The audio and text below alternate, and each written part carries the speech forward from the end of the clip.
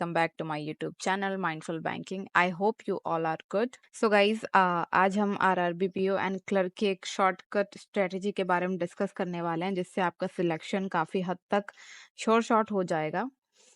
जैसे कि हम जानते हैं IBPS RRB PO and IBPS RRB clerk का नोटिफिकेशन आ चुका है।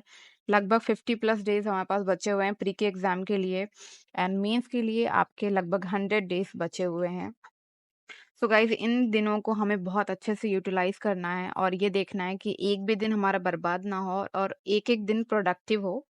एंड एक ऐसी स्ट्रेटजी मैं आपके लिए लेकर आई हूँ जो आपको प्री प्लस मेंस दोनों में बहुत अच्छे से काम आएगी। आप बिगनर हो, आप रिपीटर हो, खासकर अगर आपने मेरे वीडियो का टाइटल देखा हुआ है जिसमें लिखा है वीक इन क्वांट्स, अगर आप क्वांट में वीक हो ना तो आपके लिए ये वीडियो बहुत बहुत काम की है।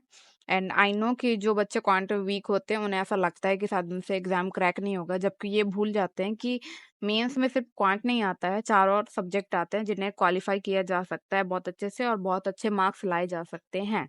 ओके, सो बगैर किसी टाइम को वेस्ट किए आओ देख लेते हैं कि स्ट्रैटेजी क्या है हमारी। ओके, सो जैसे कि लिखा है टाइटल पे, how to crack RRB exams 2024 for beginners and repeaters. Guys please मेरे चैनल को सब्सक्राइब कर देना और ऐसी ही वीडियोस मैं आपके लिए लाती रहूँगी जो कि बहुत इंपॉर्टेंट हैं। ओके, वेयर टू स्टार्ट, सबसे पहले आप स्टार्ट कहाँ से करोगे? सबसे पहले जान लेते हैं कि कितने सब्जेक्ट हैं, प्री में कितने आते हैं, मेंस में कितने आते हैं। प्री में आपका क्वांट एंड रीजनिंग आता है, क्लर्क और पीओ दोनों में 2 सब्जेक्ट होते हैं। एंड मेंस में आपका इंग्लिश और हिंदी, यानी कि इंग्लिश और हिंदी में आप कुछ भी ऑप्ट कर सकते हो। तो खासकर जो बच्चे हिंदी मीडियम से हैं उनके लिए ये एग्ज़ाम तो बहुत अच्छा होता है। ओके, क्वांट आता है, रीजनिंग आता है, कंप्यूटर अवेयरनेस आता है, जनरल अवेयरनेस आता है, जिसके अंदर आपका बैंकिंग अवेयरनेस आता है। गाइस बैंकिंग अवेयरनेस बहुत इंपॉर्टेंट होता है। ओके, सो इसको भी आपको बहुत अच्छे से करना है।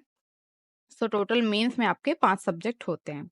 अब आगे चल के देखते हैं कि टाइमिंग क्या-क्या है इनकी। ओके, टाइमिंग में आपको ये देखना है कि प्री और मेंस में जो पीओ एंड क्लर्क दोनों के लिए है, कैसे मार्क्स का डिस्ट्रीब्यूशन है और क्या आपकी क्यूमुलेटिव टाइमिंग होती है। गाइस इसमें कंपोजिट टाइमिंग होती है, इसमें आपको सेक्शनल टाइमिंग नहीं होती जैसा कि हमारा SBI and IBPS PO clerk में होता है, ऐसा इसमें नहीं होता है। सो ये काफ़ी बेनिफिशियल भी होता है एक तरह से, आप जित जौन-सा सब्जेक्ट आपका स्ट्रॉन्ग है आप उतना टाइम उसको दे सकते हो। ओके, ऑल्दो ये आपके ऊपर है आप कैसे यूटिलाइज़ करते हो।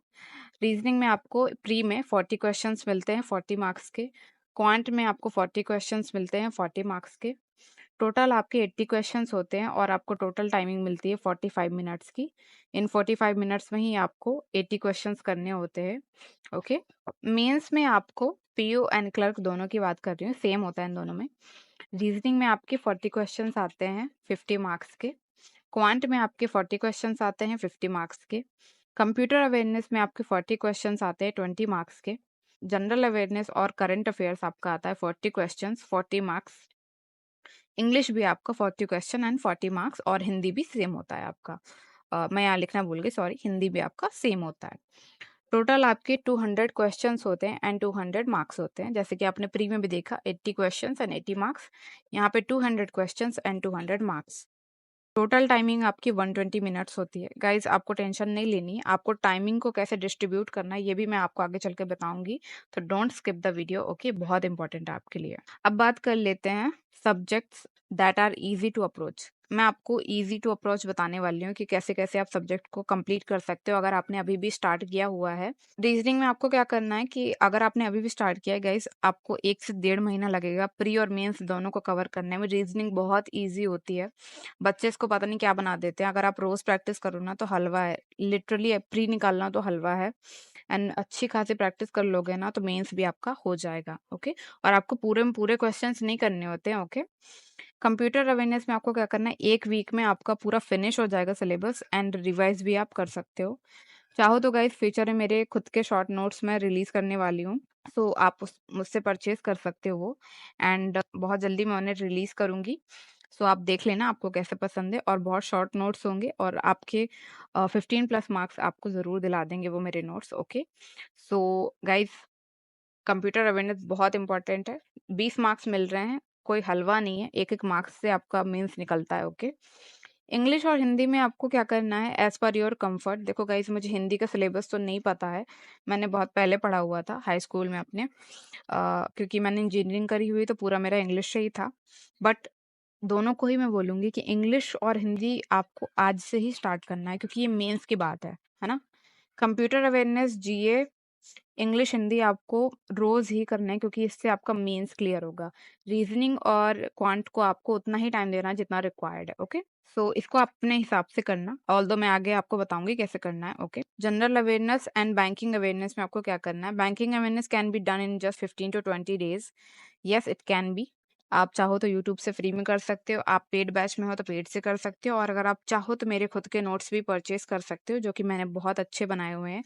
और बहुत सारे बच्चों ने, लगभग 50 प्लस बच्चों ने, 50 से ज़्यादा बच्चों ने उसको खरीदा हुआ है मेरे से, एंड काफ़ी बेनिफिशियल होगा आपके लिए। बहुत क्लियर कट वहाँ पे सारी चीज़ें लिखी हुई हैं, ओके?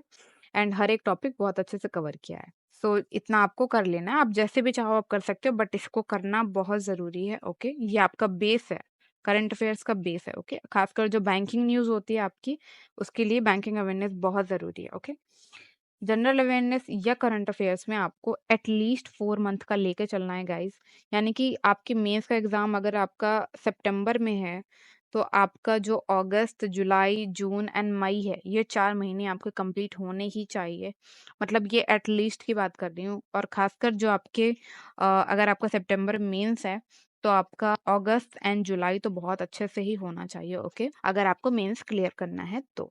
अब गाइस देख लेते हैं कि जो वीक स्टूडेंट्स हैं और गुड स्टूडेंट्स हैं, क्वांट को कैसे अप्रोच करेंगे। गाइस देखो, वैसे तो मैंने ये लिखा हुआ है शॉर्टकट, मैं बिल्कुल रेकमेंड नहीं करती, पर जिनका क्वांट बिल्कुल ही कमज़ोर है तो उनके लिए एक शॉर्टकट मैं लेकर आई हूँ, जिससे आपका क्वांट मेंस में आप टैकल कर सकते हो एंड प्री में भी कर सकते हो। ऑल्दो ये रिकमेंडेड नहीं है गाइस, बिगिनर्स हो या रिपीटर्स हो, अगर आपने सिलेबस स्टार्ट किया है तो सिर्फ आरआरबी के एग्ज़ाम्स ही नहीं है इस साल, आगे एसबीआई, आईबीपीएस के एग्ज़ाम्स हैं, एलआईसी वगैरह सबके। सो आपका बहुत काम का है, तो फिर भी देख लो एक बार। स्पीड मैथ आपको करनी है, बहुत ताबड़तोड़ प्रैक्टिस करो गाइस, ओके? अलजेब्रा में आपको क्या करना है, इम्पोर्टेंट है आपके लिए, बहुत ज़रूरी, तो अलजेब्रा में आपको सब कुछ करना है।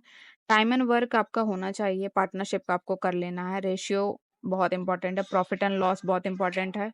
बेस आपका परसेंटेज है, तो परसेंटेज आपको करना ही पड़ेगा ये पूरा चैप्टर, ओके? क्योंकि परसेंटेज तो आपका यहाँ से लेकर यहाँ तक पूरे में काम आने वाला है। डीआई आपको कैलकुलेशन बेस्ड करनी है, जिसमें आपको परसेंटेज और स्पीड मैथ दोनों ही लगने वाले हैं, ओके? सो इनको तो बहुत अच्छे से कर लेना। इतना आपको करना ही करना है गाइज़, इससे अच्छा शॉर्टकट तो मुझे नहीं लगता कोई आपको बताएगा, और अगर बताता है तो फिर आप क्वांट छोड़ देना। गुड एस्पिरेंट्स यानी कि जो लोग पढ़ रहे हैं, 3-4 महीने हो चुके हैं, प्रैक्टिस कर रहे हैं, आपकी प्रैक्टिस छूट भी गई है, आप दोबारा स्टार्ट कर लो। बट इस कैटेगरी में आने की ज़रूरत नहीं है, ये उनके लिए जो एग्ज़ाम क्लियर करना ही चाहते हैं एनी हाउ, ऑल्दो ये कम नहीं है, फिर भी आप अपने तरीके से लेकर चलो। अगर आपने कर ली है अच्छे से प्रैक्टिस, तो प्लीज़ उसको ही लेकर चलो, ओके? आपको क्या करना है, स्पीड मैथ करना है, डीआई आपको टेबल एंड कैलकुलेशन ज़रूर कर लेनी, कि आपको प्री बहुत अच्छे से हो जाएगा इससे। And number system, arithmetic, PNC, probability, mensuration, हर चीज़ आपकी होनी ही चाहिए गाइस। ऑल्दो मेंसुरेशन मैं रेकमेंड करूंगी कि आप वीक एस्पिरेंट भी मेंसुरेशन को एक बार कर लें। अलजेब्रा के बाद आपको मेंसुरेशन करना है, ओके? मैंने यहाँ पे लिखा हुआ नहीं है, बट इम्पॉर्टेंट है, मेंसुरेशन के क्वेश्चन आपके प्री में भी आते हैं। अब आपको देखना है कि how to qualify pre and how to qualify mains. हमें कैसे क्वालिफाई करना है प्री को एंड कैसे क्वालिफाई करना है मेंस को। रीजनिंग में आपको क्या करना है कि डेली पजल्स और सीटिंग अरेंजमेंट करनी है गाइस।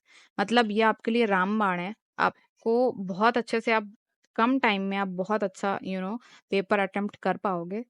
सिलेबस आपको खत्म करना है गाइस, रीजनिंग का सिलेबस सबसे हलवा सिलेबस है, बहुत जल्दी हो जाता है और बहुत ईजी और मज़ेदार है। टॉपिक वाइज आपको प्रैक्टिस करते रहनी है, ओके? एंड क्वांट में आपको क्या करना है, स्पीड मैथ तो आपको ताबड़तोड़ प्रैक्टिस करनी है, इसका कोई दूसरा शॉर्टकट नहीं मिलेगा। डीआई आपको करनी है, कैलकुलेशन बेस्ड ही और परसेंटेज बेस्ड करनी है। अरिथमेटिक आपको जितना आपसे बने उतना आप कर लो गाइस, जैसे कि मैंने आपको बताया, okay? So as per your comfort कर लो इसको।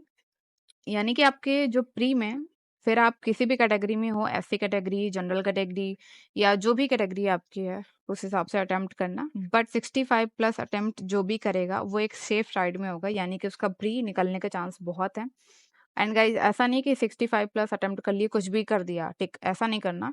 स्पीड एंड एक्यूरेसी, एक्यूरेसी बहुत इंपॉर्टेंट है, यानी कि जो आता है वही करना, ओके। ऐसा नहीं कि कुछ भी टिक कर दिया, ऐसे आपका तो माइनस मार्किंग हो जाएगा। एंड अगर आप चाहो, आपको समझ में नहीं आ रहा है कैसे करना है गाइज, मैंने अभी तक ये डे 23 पे मैं शूट कर रही हूँ, यानी कि मेरी टू डू लिस्ट को रिलीज हुए जो आरआरबी पीओ एंड क्लर्क के लिए 23 दिन हो चुके हैं गाइज। अगर आप चाहो तो आज से भी स्टार्ट कर सकते हो उसको करना, इससे आपका बेस बहुत सॉलिड हो जाएगा। एंड आपको रोज अपने आप से दिमाग खपाने की जरूरत नहीं कि क्या करना है, मेरे सारा मैंने आपको शुरू से लेके बाद तक बिगनर्स एंड रिपीटर्स के लिए बहुत अच्छे से टू डू लिस्ट बना रखी है, उसको प्लीज एक बार जाके देख लेना पूरी प्ले लिस्ट, ओके। ओके, सो पूरी प्लेलिस्ट आपको ये जो कार्ड्स पे दिख रही है ऊपर, उसको जाके फॉलो कर लो एक बार, okay. How to qualify mains guys, सबसे इम्पोर्टेंट जो हमारे लिए है वो है मेंस। यहाँ पर कैसे क्वालिफाई करना है मेंस को, आपको कंप्यूटर सबसे पहले फिनिश कर लेनी है। अगर आपने अभी स्टार्ट करी है, प्लीज इसे फिनिश कर लो, स्टार्ट कर दो अभी से। ये आपको 15 प्लस मार्क्स दिला सकती है guys. And this is very easy and important, okay. हमने बचपन से पढ़ रखा है इनपुट आउटपुट, बस यही सब आता है उसमें और कुछ नहीं आता। एक बार में ही आपका पूरा सिलेबस खत्म हो जाएगा। जनरल अवेयरनेस आपको 4 मंथ करना है, जैसे कि मैंने आपको बताया 25 प्लस मार्क्स आपको दिला सकता है 4 मंथ की अगर आप कर लो। मैं भी 4 मंथ की ही अभी फॉलो कर रही हूँ। एंड रीजनिंग में आपको क्या करना है, जबरदस्त प्रैक्टिस करनी है गाइज, इसका कोई दूसरा शॉर्टकट नहीं है। पजल्स एंड सिटिंग अरेंजमेंट तो बिल्कुल डेली करने हैं आपको, ऐसा गांठ बांध लो, रामबाण है ये आपके लिए। मेंस और प्री दोनों के लिए बता रही हूँ, ठीक है। सबसे इजीएस्ट सब्जेक्ट में इन तीनों को ही बोलूंगी, और इंग्लिश और हिंदी को भी लगा लो अगर आप कंफर्टेबल हो। इंग्लिश हिंदी में यही है कि इंग्लिश में आपको डेली रीडिंग करनी ही करनी है, एट एनी हाउ करनी है, वोकैब आपको करके रखनी है, वर्ड पावर मेड इजी हो, फ्रेजल वर्ब्स हो, एवरीथिंग आपको करके रखना है, ओके।